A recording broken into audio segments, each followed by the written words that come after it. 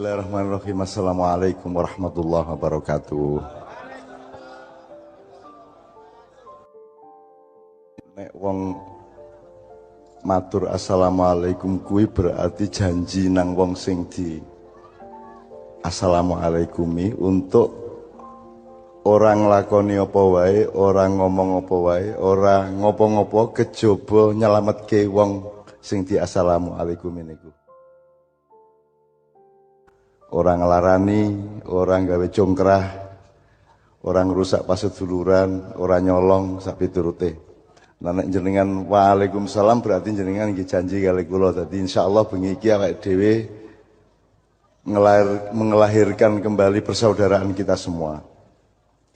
Ini saya mulai dengan penjelasan assalamualaikum supaya setiap kita ngomong assalamualaikum itu mancep ning jero atine awake dhewe kabeh. Jak sinau bareng-bareng. Nek legi niku mergi napa? Nek krasa legi merga wonten gulane ngoten nggih. Nek panas merga ana mawane, ana genine, ana srengenge.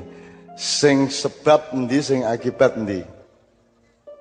Sebab ana gula, akibate legi. Ngoten nggih. Sebab rabi akibate meteng. Enak nggih. Lah niki pokoke kula kepengin jenengan niku nek bendina iku nek mikir iki kudu didelok endi sebabe endi akibate. Aja keseret akibat ora kok doleki sebabe. Ngoten nggih. Maca koran iki akeh akibat-akibat ning ora didelok, ora diomong, ora ditulis sebabe. Nah saiki kula takon, gotong royong niku sebab napa akibat?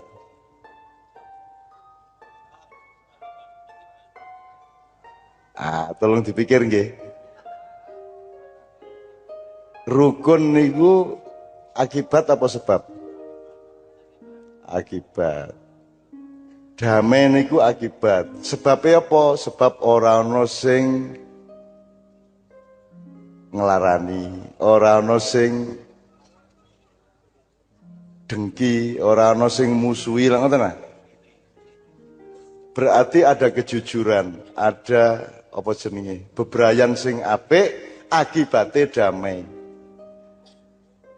Nek ana ketidakadilan, akibate damai napa mboten? Nek ana sing nyolong, akibate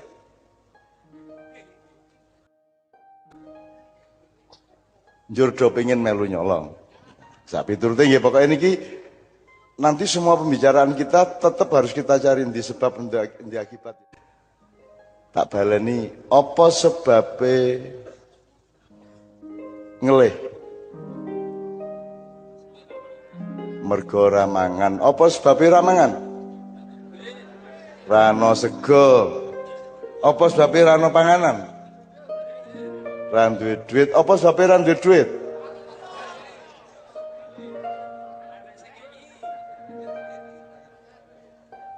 Niki diteruske do banget nih. Apa sebabnya ran duit, ana sebabnya mergo duitku dicolong wong, mergo cenra nyambut gawe, mergo dintekke nggo main, mergo oke banget ya. Setiap kali ojo lali nek peristiwa dan keadaan hidup kita itu ora leren ning melaku ana sebab akibat ngoten nggih. Nek jenengan mikire leren engko ora iso tenang atine, ora iso mangerteni kahanan sing sak tenane. Salat niku sebab napa akibat?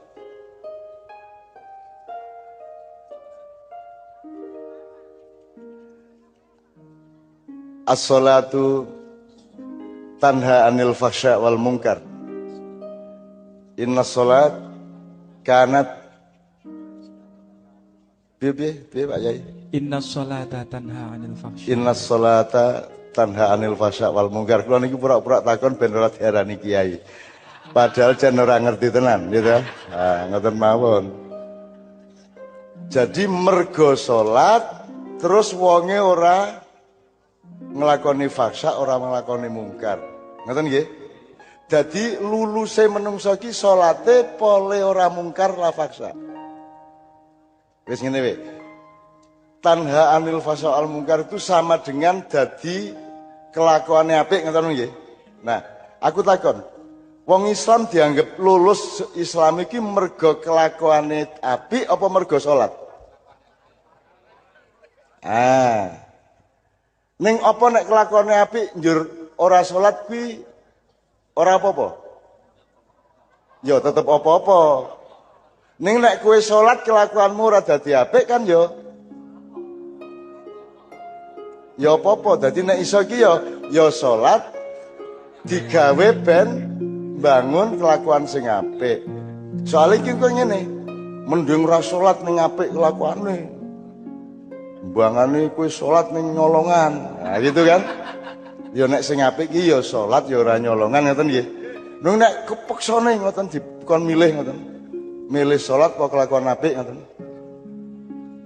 Soalnya ana preman sing apik, ketoke preman ning atine apik, nggih, mongko mendem sok-sok ya oplosan ning karo sahabat-sahabat iki setia, nyah-nyoh loman, sementara tanggane iki sregep sembayang ning medhit.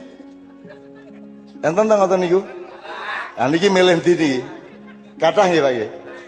Milih ndi niki sing saya pun ndi niki. Nah, kita harus punya cita-cita ke depan nek iso karo iki digabung. Ya sholati sregep, ya loman nyah-nyoh karo wong kelakuane apik. Ngoten nggih? Oke, kita mulai begitu. Tapi sebelumnya saya ingin ngajak panjenengan kabeh ngene, dua hal. Yang pertama, kula tak melu ndongake kali Kiai Kanjeng. Tak ndongake kali Kiai Kanjeng, muga-muga Gusti Allah memelihara suasana kaya ngene iki sakteruse. Saya ingin mendoakan Allah mudah-mudahan memelihara suasana kerukunan, kedamaian, keteduhan, gotong royong.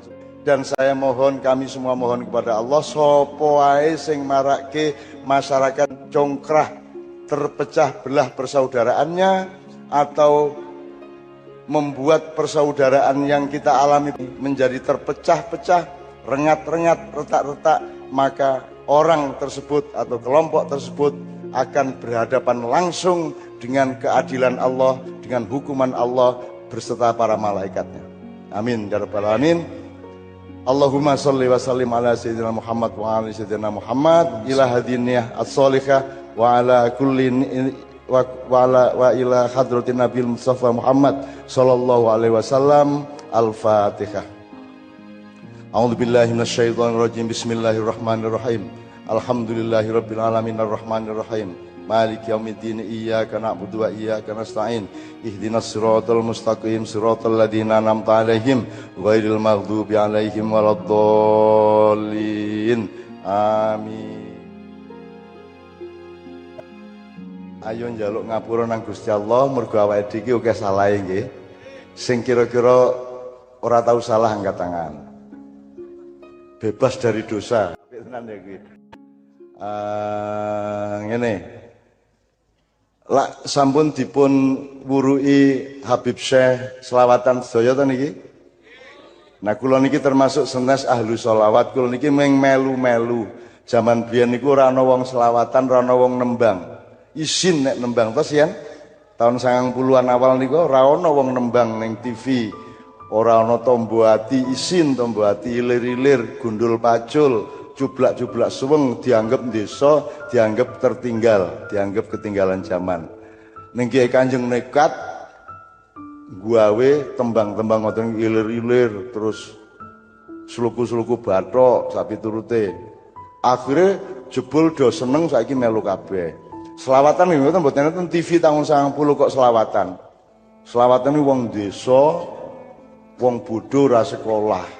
Niku selawatan. Tapi nekat kula selawatan ora kita ngisone ming siji loro tok. Kula niki mboten ahli selawat babar pisan. Ngantos saniki. Ning pokoke nekat. Akhirnya aku karo Kiai Kanjeng selawatan keliling. Pertama ten daerah Jakarta, Kerawang, Bekasi, terus berkembang ke Jawa Barat, Jawa Tengah, Jawa Timur, akhirnya Sulawesi, Batam, kula keliling kabeh, akhirnya kabeh saiki alhamdulillah selawat sudah menjadi bagian sehari-hari dari kehidupan bangsa Indonesia dan umat Islam. Wakeh dulur-dulurku Kristen ki apal selawatan, apa sebabnya bener mergo bendina krungu. Suwe-suwe apal-apal dhewe, adzan yo apal, enten dulur kula kanca-kanca kula Kristen niku omahe cedhak masjid. Sedina krungu adzan ping pira? Ping 5. Mbok turu iki krungu kupinge krungu suwe-suwe naluri dan saraf-sarafnya ngapalke dhewe dadi dheke kali kula lunga niku terus dhek rengeng-rengeng niku. Salatullah saluh. Kowe iki Kristen kok dinesani Yesus kowe ngono. Oh mboten Cak. Yesus niku nggih sejawat kalian Kanjeng Nabi Muhammad nika kan gitu kan. Ngaten iku guyon kula.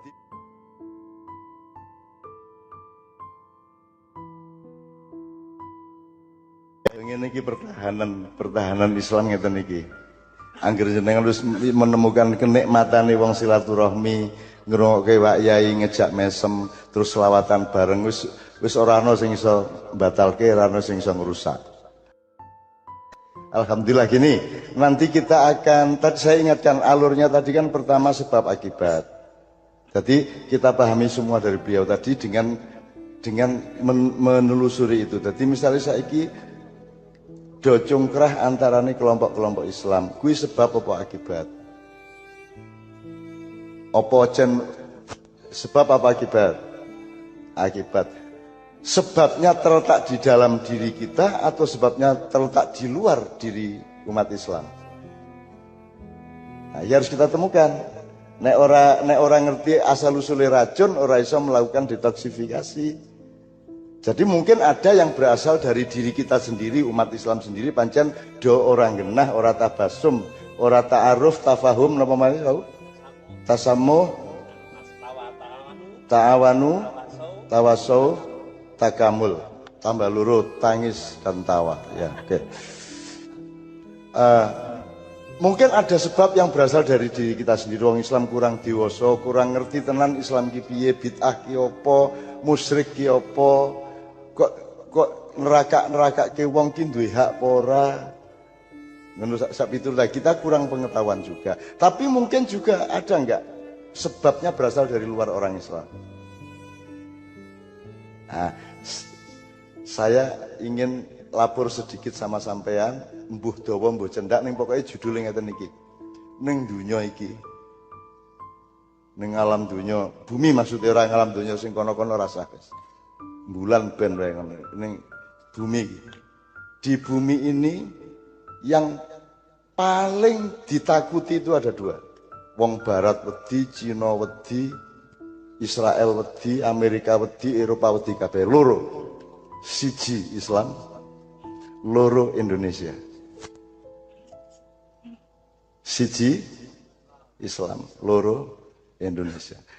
Islam itu diwedani mulane ke buyen diengkuk-engkuk, dirusak-rusak, Kanjeng Nabi difitnah-fitnah, ning ora tau kasil. Saya suwe malah saya akeh wong mlebu Islam. Apa sebab Islam kok diwedani? Mergo Islam ki bener dan semua orang di dunia ngakoni Islam ki bener. Maka kebenaran Islam itu sangat ditakuti oleh mereka semua. Engko tak dawake, tak ceritani apa piye carane apa jenenge ngrusak Islam niku. Ning pokoke Islam diwedani tenan. Dan itu dimulai 700 tahun yang lalu ketika Islam kalah di Granada atau di Andalusia, kemudian terjadilah ekspansi Eropa menjajah seluruh dunia. Termasuk Columbus ke Amerika, Portugis ke Indonesia Utara, Belanda ke Indonesia Selatan. Ketika itu belum ada Indonesia yang adalah kerajaan-kerajaan yang bermacam-macam. Tapi rasa tak dawak kisah pokoknya intinya ngoten niku. Sejak itu kita mulai dirusak, bahasa Jawa dirusak, cara berpikirnya dirusak, prinsip-prinsip kesatria dirusak, macam-macam dirusak. Bahkan Indonesia itu hasil dari perusakan itu. Saiki coba saya cacah nom mikir, bunyinya Sumpah Pemuda apa? Kami pemuda-pemudi Indonesia berbangsa satu, berbahasa satu. Berarti untuk Jawa. Itu kan berbahasa satu bahasa Indonesia. Ini membuat kita semua bingung. Membuat bahasa Indonesia itu menjadi begitu pentingnya dan bahasa Jawa yang sudah sangat tua dan memiliki peradaban yang sangat tinggi di belakangnya menjadi kita nomor 2 kan. Padahal bahasa Indonesia itu adalah bahasa Melayu pasaran di Jakarta. Bahasa Melayu yang dipakai untuk dagang di pelabuhan Tanjung Priok. Itu yang kita jadikan bahasa nasional. Diri kita sebagai orang Jawa, sebagai orang Madura, sebagai orang Sunda, sebagai orang Bugis, Batak. Karena kita anggap nomor 2 dan seterusnya.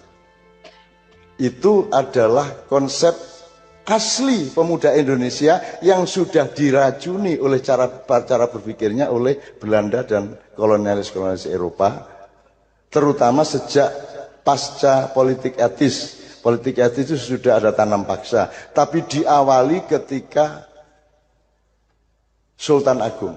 Sultan Agung itu mulai harus menghadapi penjajah-penjajah dan terus tanpa kita pernah bisa mengusir mereka sampai akhirnya berdirilah Indonesia. Dan Indonesia ini tidak berdiri meneruskan mbah-mbahnya, tapi Indonesia berdiri dengan meniru penjajahnya. Gimana? Sembuarange nganti saiki sing nganggo hukum Belanda. Sing jenenge Pamong Praja, Pangreh Praja kuwi mbiyen gawenane Londo, nek Pangreh Praja kuwi aturan-aturan untuk melaksanakan hal-hal yang menyangkut rumah tangga keraton di Solo maupun Jogja. Kalau Pamong Praja itu untuk mengurusi rakyat dan urusan-urusan sosial yang lainnya. Itu semua bikinan Belanda. Memanipulasi kata Pamong, jadi Pamong kan apik banget. Pamomong dari pemerintah lagi momong dan tingkat pengabdiannya kaya ibu momong bayi. Momong bayi ki cintane ora karo bayi, gelem nimpali, gelem mambu kaya ngopo gelem nek karo bayine. Bahkan nek dikon milih, kowe tak jupuk mripatmu loro apa tak jupuk bayimu? Milih pundi? Mripatmu loro. Ora apa-apa aku wuto angger bayiku tetep urip. Nggih mboten? Begitulah pemerintah kepada rakyatnya. Begitulah cintanya pemerintah kepada rakyatnya. Mudah-mudahan semua yang di pemerintahan pada suatu hari menjadi pamong. Itu ya. Tapi sekarang pamong kemudian dieksploitir, dipakai untuk kekuasaan Belanda atas keraton dan rakyat, dan sekarang malah pamong praja ini dipakai untuk satuan polisi pamong praja, malah mentransfer hasil penjajah. Penggawean apa Satpol PP kuwi? Ono pamongnya ora kuwi. Nah, kita disuruh melaksanakan hal-hal yang kita tidak mau, kita diberi nama hal-hal yang bertentangan dengan diri kita. Misalnya katanya nih, rakyat itu apa artinya?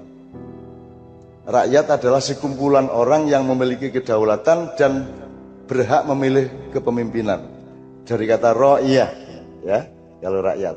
Kalau masyarakat adalah sekelompok orang yang berserikat untuk menyelenggarakan sesuatu, misalnya negara dan memilih pemerintahan. Nek umat itu adalah orang-orang yang berkumpul satu ibu nilai, satu tauhid. Maka berasal dari kata ummun, menjadi ummatun. Meskipun dua itu family tapi ada sedikit beda posisinya. Nek ummun, ibu jamaknya ummahat, tapi kalau ummah jamaknya umam.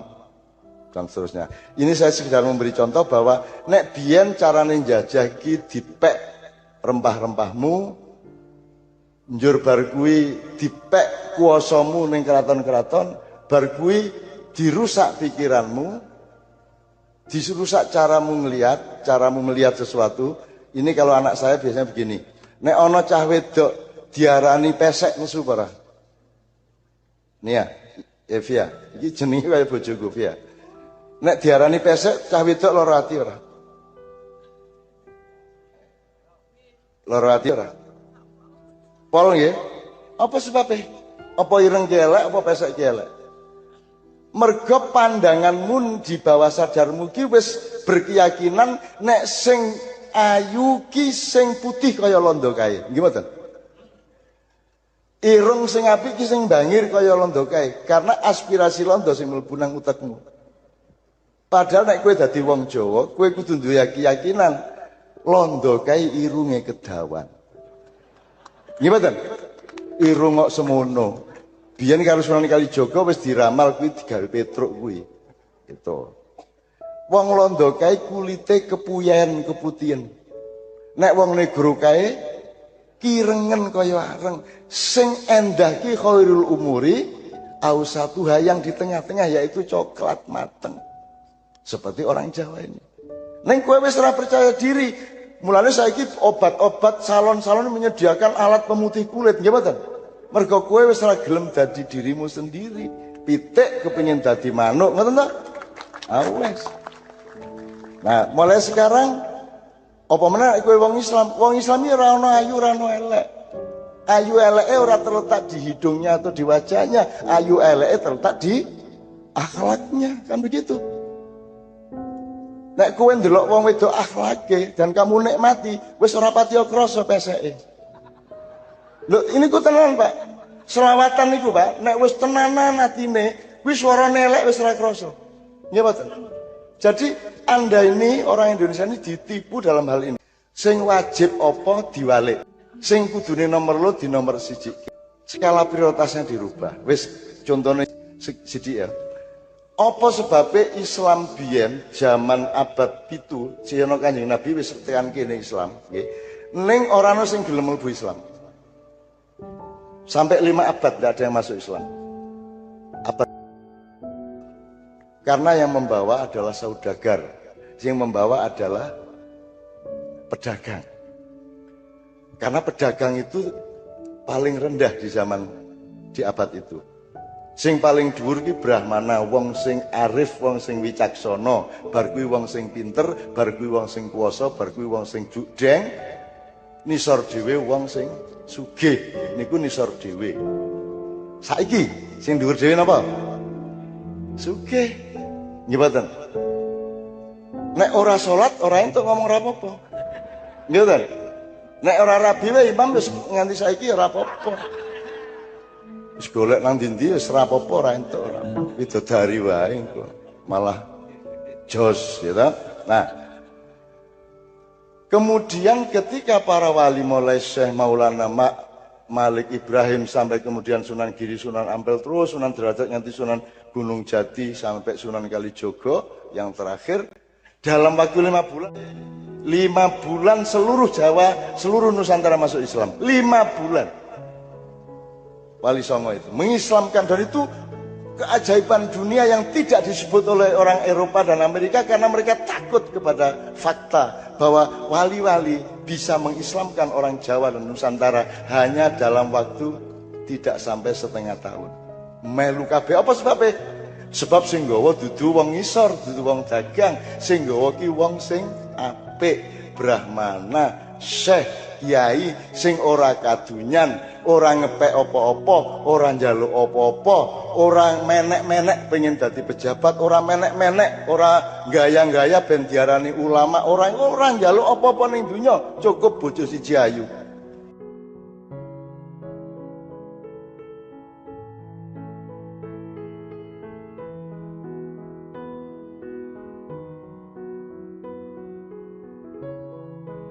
Aku tak sambatan, aku lak seniman arek, penyair biyen ya, dan saya itu tidak pernah direlai oleh hampir semua seniman.